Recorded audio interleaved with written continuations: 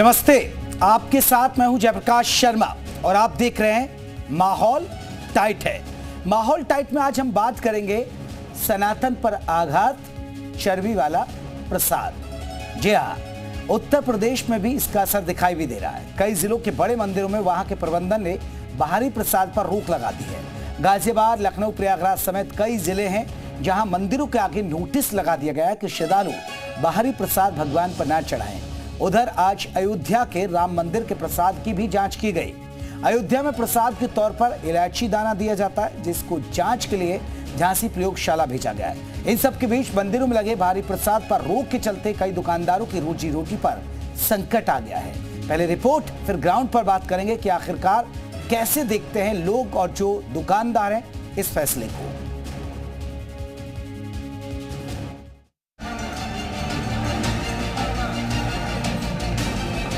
तिरुपति बालाजी मंदिर के प्रसाद की जांच रिपोर्ट की आंच अब उत्तर प्रदेश के मंदिरों तक भी आ पहुंची है। सूबे के कई मंदिरों में बाहरी प्रसाद पर रोक लगा दी गई। संगम नगरी प्रयागराज के प्रसिद्ध शक्तिपीठ मां ललिता देवी मंदिर की प्रबंध समिति ने बाहरी प्रसाद के चढ़ावे को प्रतिबंधित कर दिया।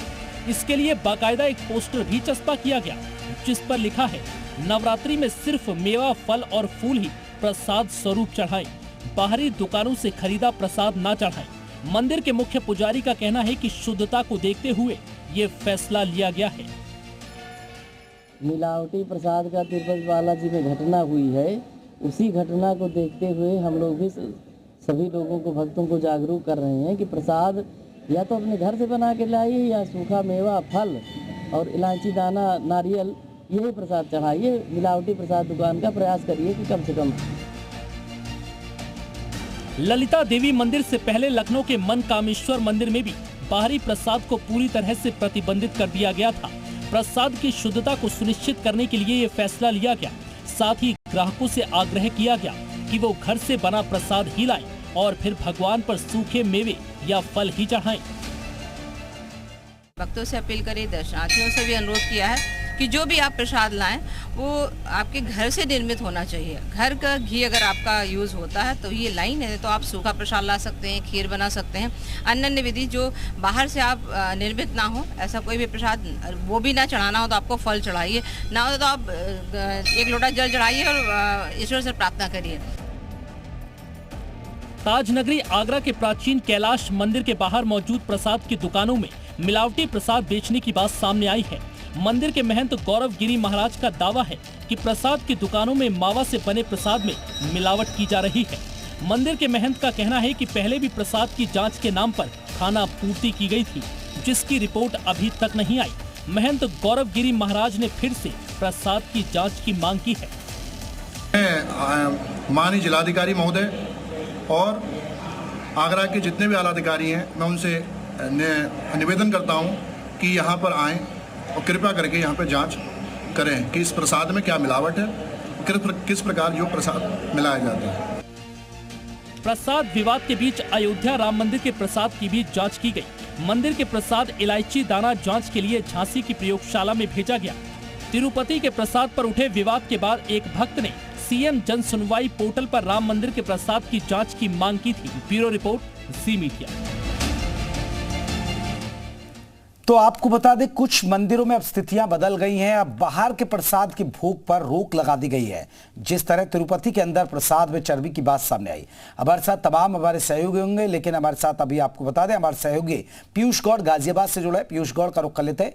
पीयूष, आप गाजियाबाद से हैं, जुड़े हुए हैं, तो लगातार जरा लोगों से पूछिए कि अब ये कहा गया है कि जो मंदिर हैं, धीरे धीरे यूपी के मंदिरों में, कि अब बाहर का प्रसाद नहीं चढ़ेगा। लोग क्या सोचते हैं कि बाहर के प्रसाद को बंद कर देना चाहिए? अगर बाहर का प्रसाद नहीं चढ़ता है तो फिर कहीं ना कहीं रोजी रोटी पर संकट होगा जो दुकानदार हैं।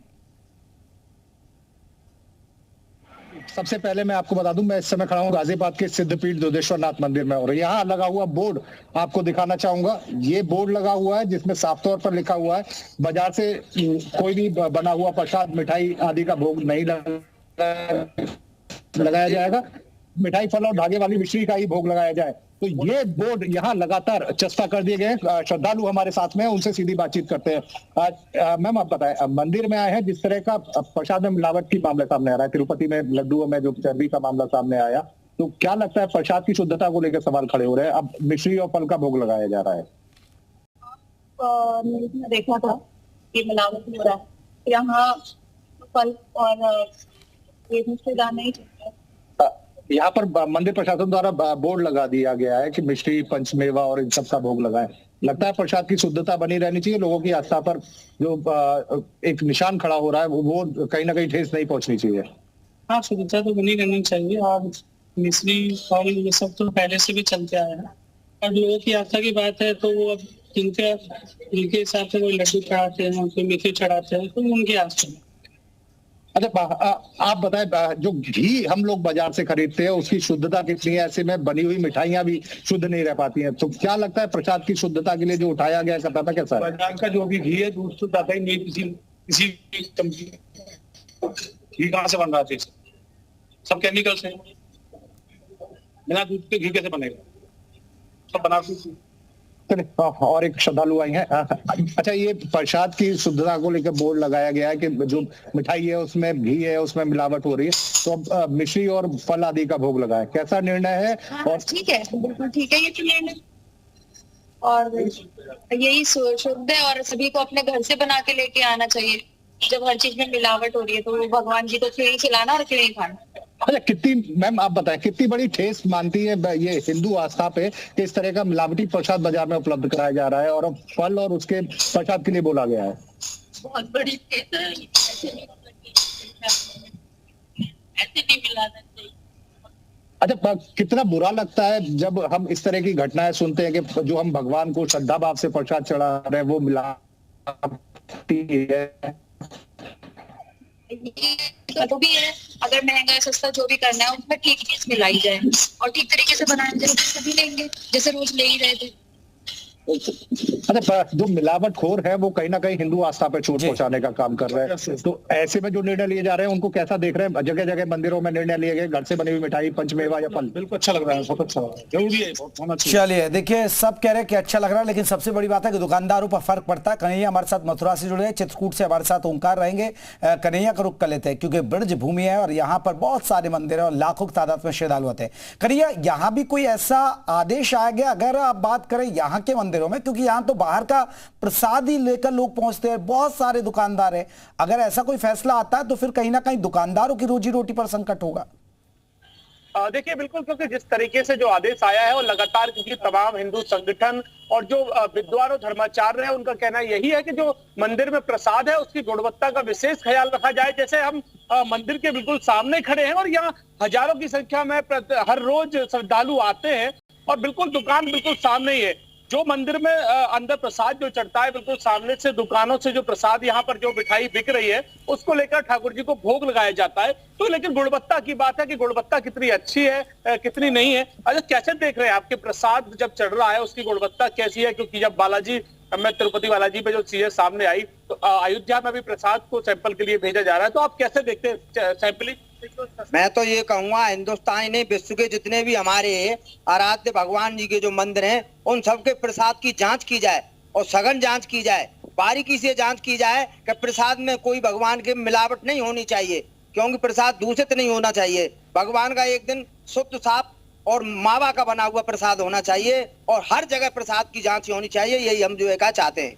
जब मिश्री और अलग अलग तरीके के फल की बात हो रही है कि प्रसाद में लगाएं, मिठाई ना देखे फल या फिर मिश्री का भोग लगाएं, कैसे देखते हैं आप? ये तो अच्छी पहल है, मिश्री से मतलब नहीं है, कुल मिला के एक भावनाओं की भारी बात है।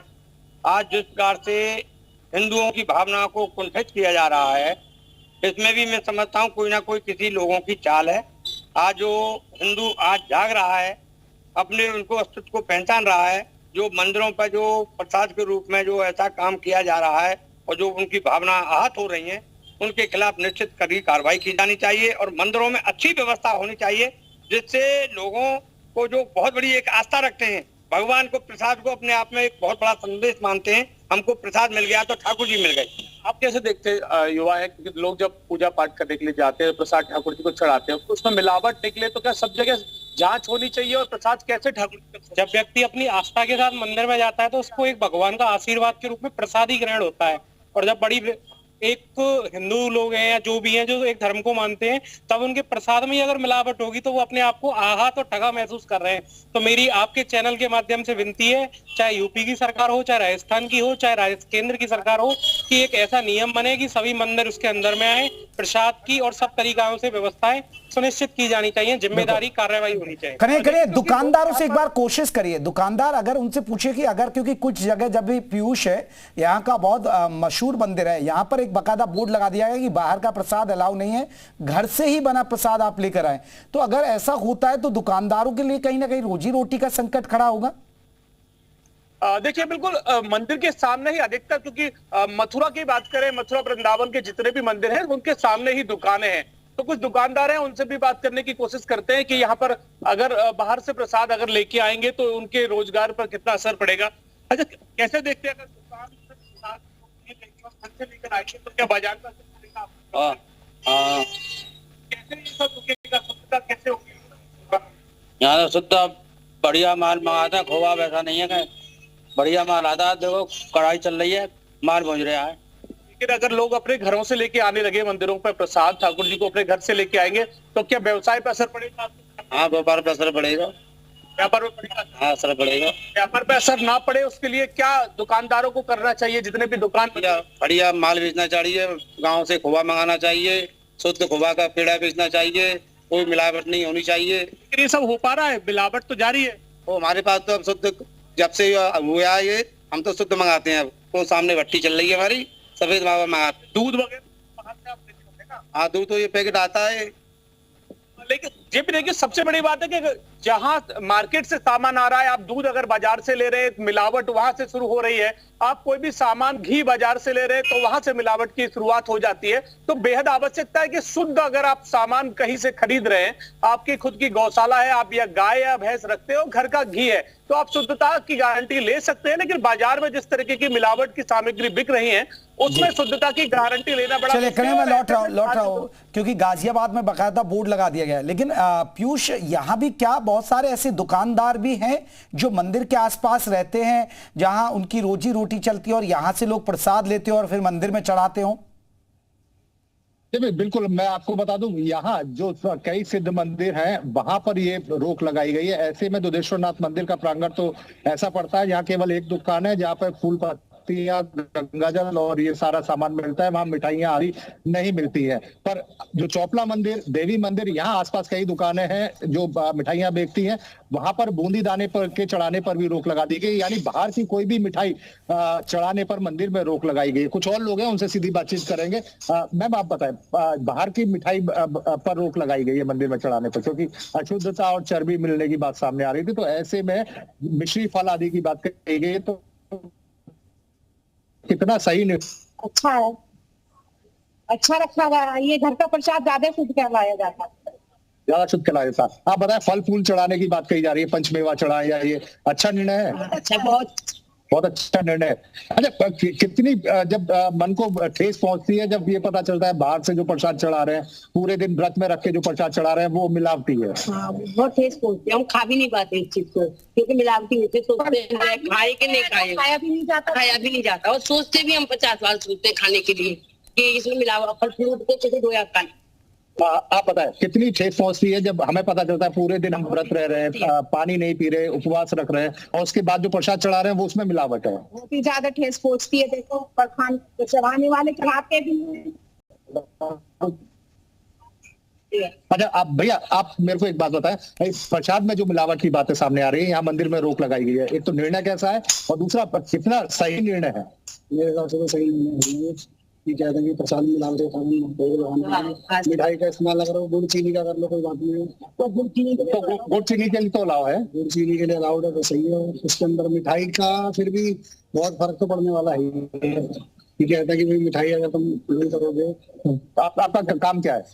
तो ऑयल वगैरह का। अच्छा, तो मतलब जो मिलावटी घी या तेल इस्तेमाल किया जा रहा है उसके कारण ये प्रतिबंध लगाया गया, तो कितना सही निर्णय है? अच्छा आप बताएं भैया, कितना सही निर्णय है ये? बहुत सही निर्णय है, इसको लागू करना बहुत जरूरी था, क्योंकि आजकल प्रसाद में पता नहीं क्या क्या मिलावटें आ रही हैं। आप भगवान को फूल चढ़ाओ, चना चढ़ाओ, काले बीज चढ़ाओ, कद्दू के बीज चढ़ाओ, बहुत सारे बीज आते हैं। गुरुजी ने बताया भी था, जो जो उन्होंने आइटम बताए थे वो मिठाई में पता ही नहीं चल पाता। चलिए देखिए पीयूष, तमाम लोग कह रहे हैं, कन्हैया भी हमारे साथ जुड़े हुए थे। कन्हैया ने बताया कि आखिरकार लोगों का क्या कहना है। बहुत